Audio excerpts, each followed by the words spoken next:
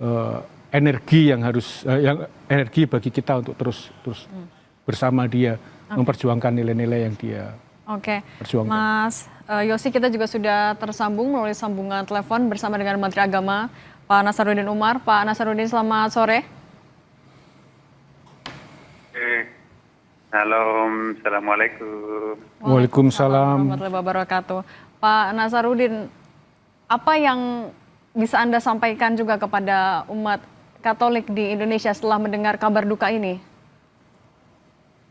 Saya sangat kaget karena tadi pagi ini barusan saya dapat utusan dari beliau mengundang saya untuk ada acara pertemuan dengan Vatikan ya, beliau paus di bulan September akan datang. Tadi pagi ya, sama Mrs. Gregoria ya, dari Itali langsung. Jadi jam 9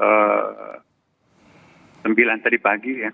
Dan saya katakan mudah-mudahan saya masih bisa berjumpa lagi nanti di Vatikan pada bulan itu karena beliau kan sakit-sakitan. Lalu iya mudah-mudahan, tapi sekarang sudah mulai bagus karena sudah keluar dari rumah sakit. Nah betapa kagetnya saya, suratnya masih ada di kantong saya. Beliau mengundang saya dalam acara di Vatikan itu. Nah mendengarkan kabar ini tentu saja saya sangat kaget ya kan. Kenapa? Karena banyak sekali kenangan yang saya tidak bisa lupakan ya. Terutama perjumpaan saya dengan di Istiqlal itu. Dan menjadi foto saya itu menjadi photo of the year di tahun 2024 ya. Nah, poin yang pertama saya ingin kesankan kepada para pemirsa sosok figur kedalaman cintanya beliau ya, ketulusan cintanya itu kepada umat bangsa Indonesia walaupun beda agama, tetapi saya merasakan ketulusan dari genggaman tangan beliau ketika jabat tangan. Itu bukan sekedar jabat tangan, tapi dia pegang erat tangan saya kan, pegang sampai nggak mau lepas.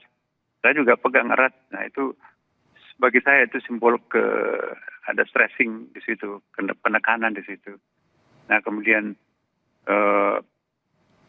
masuk di terowongan Istiqlal itu ya, sampai di liftnya kita belum turun. Saya jelaskan bahwa ini terowongan ini dari arah Masjid Istiqlal itu ada sayup-sayup kedengaran bunyi beduk. Tapi dari arah katedral itu ada sayup-sayup kedengaran bunyi lonceng. Tapi di tengah perjumpaan itu nanti ada persaut-sautan antara bunyi beduk dengan bunyi lonceng. Jadi sangat indah dengan lagu-lagu instrumentalianya itu ya. Ada AC-nya, kemudian juga bisa dipakai untuk ruang pertemuan. Kami sering gunakan untuk interfaith meeting. Dia sangat appreciate. Saya pakai bahasa Inggris tapi kurang direspon. Akhirnya saya diberitahu oleh penerjemah, Pak itu pernah lama tinggal di Timur Tengah, di Suriah atau Sudan ya, saya lupa ya. Nah begitu saya bahasa Arab, direspon. Jadi ternyata beliau bahasa Arabnya lebih bisa daripada bahasa Inggrisnya. Bahasa Inggris saya nggak direspon, tapi bahasa Arab saya direspon. Jadi saya bercakap bahasa Arab, akhirnya translatornya itu mengatakan kalau begitu saya nggak usah terjemahkan Pak. Ya udah nggak usah. Dia ternyata paham bahasa Arab.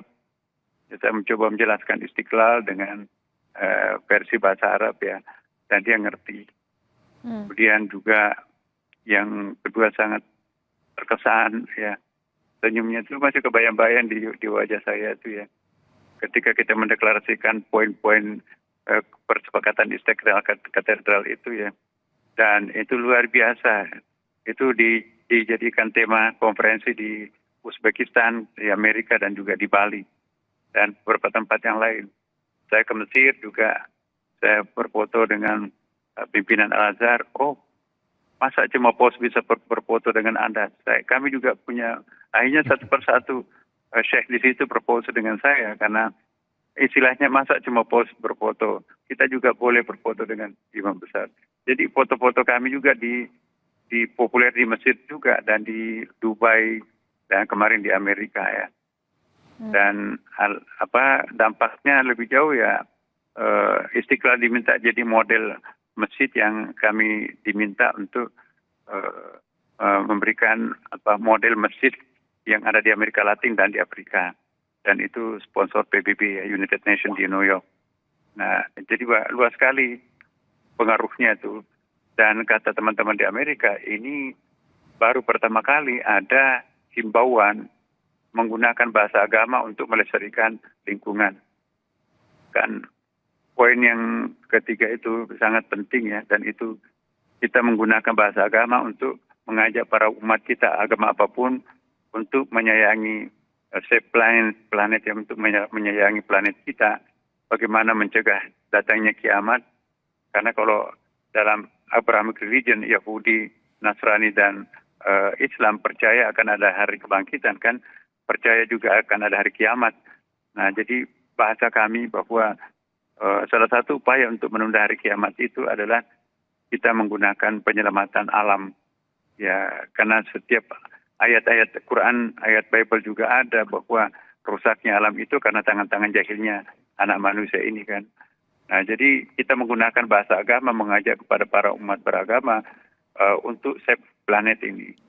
Jadi kita jangan sampai melakukan perusakan alam, lingkungan, sebab itu menyangkut masalah keselamatan, kesehatan anak cucu kita juga di masa akan datang. Kemudian yang kedua, poin yang sangat penting ditandatangani bersama Imam Besar dengan Paus itu ialah bagaimana hentikan segala bentuk peperangan itu ya.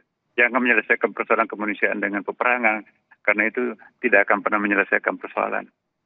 Nah, kemudian yang ketiga bahwa jangan juga memperatasnamakan agama untuk melakukan tindakan kekerasan. Kekerasan tidak ada tempatnya dalam agama-agama. Jadi saya kira poin ini sangat penting, ditambah dengan satu lagi poin pentingnya toleransi. Toleransi itu bukan hanya koeksistensi, sama-sama hadir tidak saling mengganggu, tapi harus ada sama-sama hadir tidak saling mengganggu dan ada ikatan tali cinta kasih yang mengikat antara satu sama lain. Itu luar biasa ya. Pesan-pesan kemanusiaan yang ditandatangani itu menjadi viral di media-media asing ya. Dan yang paling penting adalah ketika satu saat saya mencium jidatnya, kepalanya beliau, lalu dia mencium tangan saya, dan itu berkali-kali. Dan itulah yang jadi paling viral dan pernah menjadi cover di beberapa majalah, cover berita di beberapa tempat, termasuk juga di Vatikan. Ya, karena dulu belum pernah ada foto seperti itu, kata komentarnya. Makanya itu foto saja itu sudah menjadi pesan khusus bahwa masyarakat Indonesia itu luar biasa, walaupun minoritas Katolik, tetapi bisa begitu akrab dengan jamaah Masjid Istiqlal dan tamu-tamu Istiqlal pada waktu itu ya.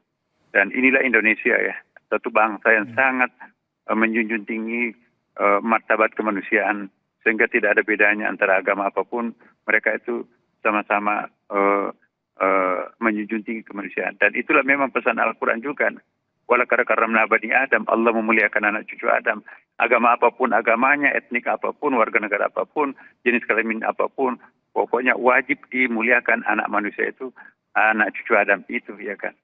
Nah, inilah persamaan bahasa, persamaan tema kami dengan Paus pada waktu itu, sehingga kita sangat berbahagia menyaksikan kegembiraan dunia pada pertemuan Istiqlal itu, dan sudah diterjemahkan ke hampir semua bahasa dunia ya tentang deklarasi Istiqlal pada waktu itu.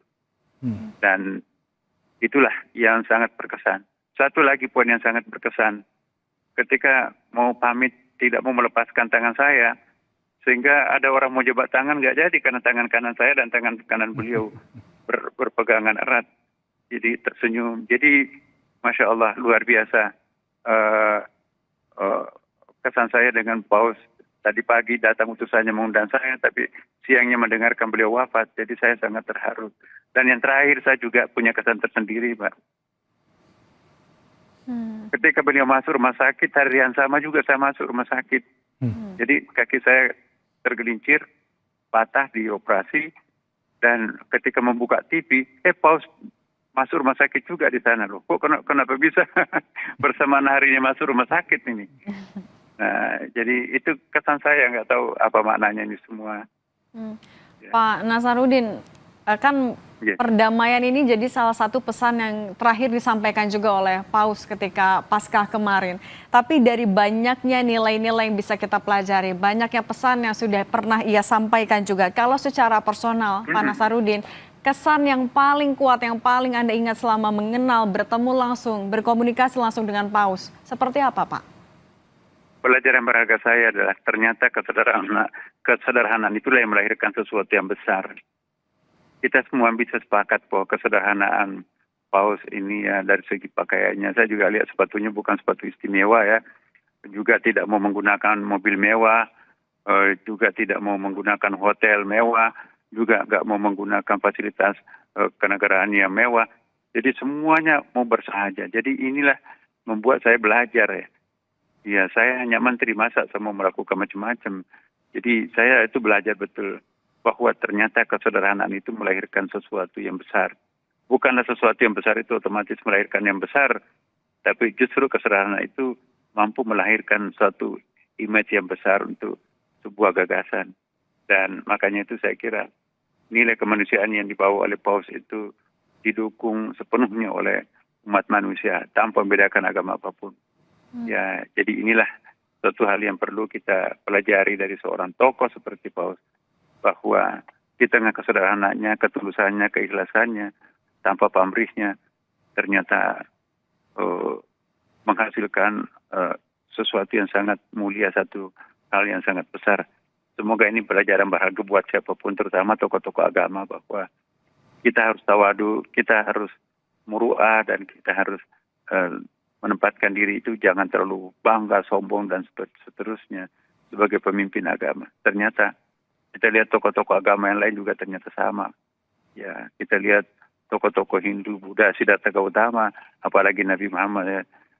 Kita tidak membandingkan satu sama lain, tetapi pelajaran berharga yang kita bisa pelajari bahwa tokoh-tokoh yang mengusung sebuah gagasan dengan cara yang jujur, tulus, dan sederhana, ternyata itulah yang monumental, yang abadi, dan itu diterima semua pihak.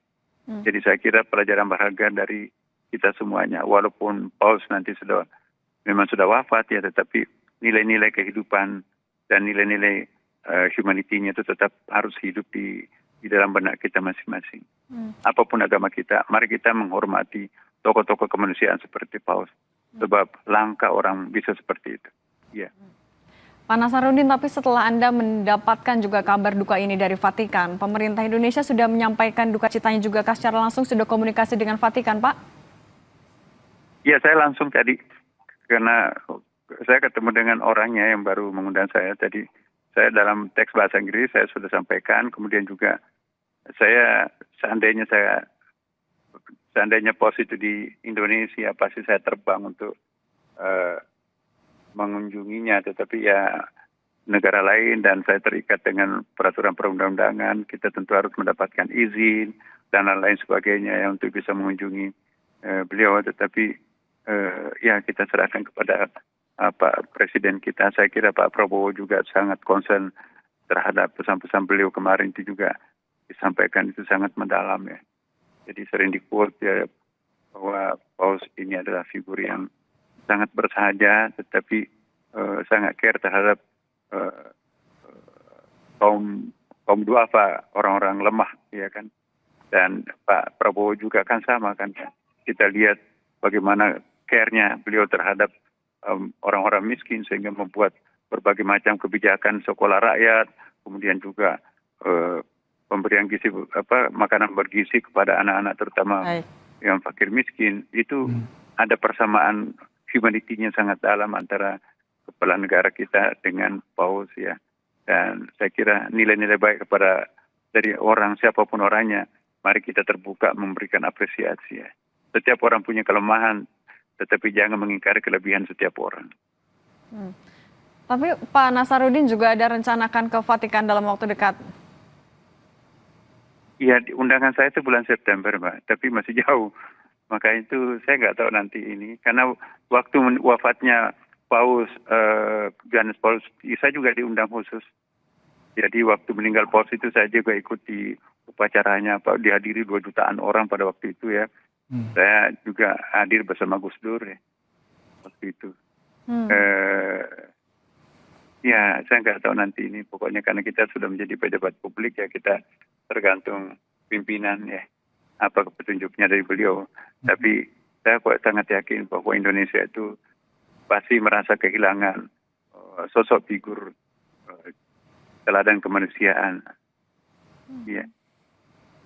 Sebelum berita duka hari ini dan juga mungkin setelah September lalu Pak bertemu di Istiqlal, di terowongan silaturahmi, komunikasi yang juga dilakukan untuk tetap membawa pesan perdamaian itu rutin juga dilakukan antara Indonesia dengan Paus Fransiskus? Iya, kami atas dasar kunjungan itu, saya diundang di beberapa negara ya, mungkin hampir 10 negara yang mendiskusikan tentang deklarasi Istiqlal itu. Karena itu dianggap sangat unik ya, karena ada himbauan menggunakan bahasa agama untuk melestarikan lingkungan. Selama ini kan hanya bahasa politik yang digunakan kan, bahasa birokrasi. Nah ternyata itu kan tidak efisien efektif ya, karena tidak menyentuh hati masyarakat. Dengan deklarasi Istiqlal menghimbau dengan menggunakan bahasa agama kepada umat yang beragama, apapun agamanya, mari kita melestarikan lingkungan, mari kita merawat planet ini demi untuk anak cucu kita yang akan datang. Itu kan message. Dan apalagi sekarang kan musim perang di beberapa tempat ya. Di situ pernyataan kami berdua bahwa kekerasan tidak akan pernah menyelesaikan persoalan. Dan jangan atas nama agama kita menghalalkan kekerasan. Tidak ada tempatnya kekerasan oleh agama apapun juga. Ya, menemukan keberanian untuk melanjutkan dialog tanggung jawab bersama untuk menyelesaikan kekerasan di berbagai belahan dunia itu juga jadi pesan Paus. Pak Nasaruddin Umar, Menteri Agama, terima kasih sudah berbagi di Breaking News Kompas TV. Sehat selalu, Pak.